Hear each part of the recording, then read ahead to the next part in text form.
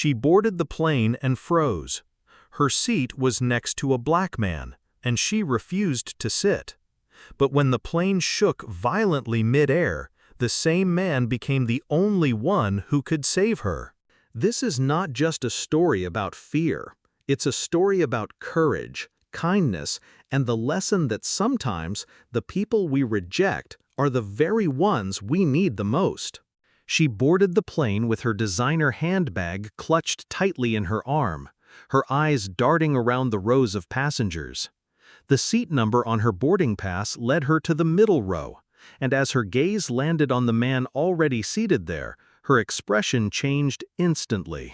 He was tall, broad-shouldered, with skin as dark as night, dressed neatly in a simple shirt and jeans. His calm smile vanished when he noticed the hesitation on her face. She froze in the aisle, passengers piling up behind her.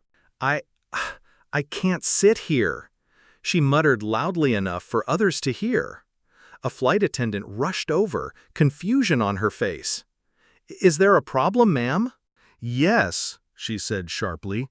"I paid good money for this ticket, and I will not sit next to him." She pointed at the man, her tone dripping with disdain. A few passengers gasped. The black man shifted uncomfortably but said nothing, lowering his eyes. The flight attendant's smile tightened. "I'm sorry, ma'am, but this is your assigned seat. The flight is full." Murmurs spread through the cabin. She felt heat rise to her face as people stared, but she crossed her arms defiantly. "Then move him somewhere else." The attendant gave her no choice. "Please, take your seat, or we'll have to delay boarding."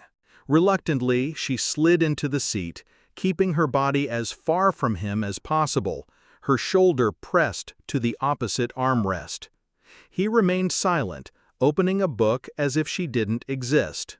The plane soon lifted off, engines roaring. For the first hour, she sat stiffly, scrolling through her phone, sighing loudly whenever his arm even brushed near hers. But everything changed when the turbulence hit. At first, it was mild, a bump here, a shake there. But then, the seatbelt signs lit up, and the plane jolted violently. Luggage rattled in the overhead bins. A child cried out. Her phone slipped from her hands. The cabin shook harder, lights flickering. Panic surged through her chest as she gripped the armrest. "Oh my God, we're going to crash," she whispered, her voice trembling. Beside her, the man remained calm, his deep voice steady. "It's all right. Planes are built for this. Just breathe." Another jolt made her gasp. She turned to him, wide-eyed, tears forming.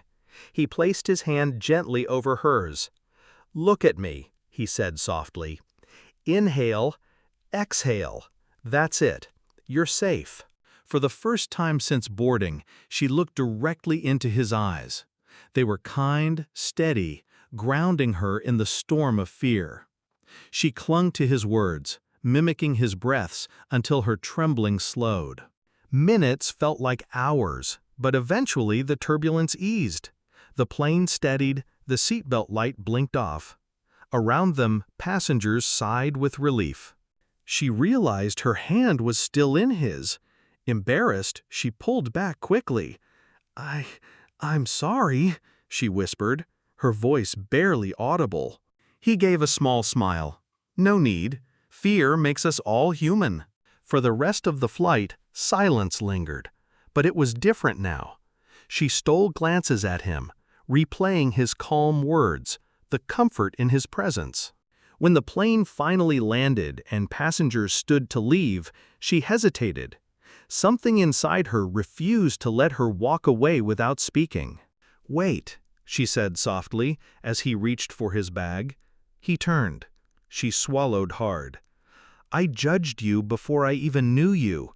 I thought I was better. But when I needed someone the most, you were the only one there for me." He nodded gently, his expression kind. Sometimes life teaches us lessons at 30,000 feet. She let out a shaky laugh. "You're right. Thank you for saving me from myself." As they walked off the plane, she realized something had shifted inside her. The man she had refused to sit beside had become the very person she would never forget. Because sometimes the people we resist the most are the ones we need the most. She once said she would never sit beside him. But by the end of the flight, she realized the man she rejected at first was the one she would never forget.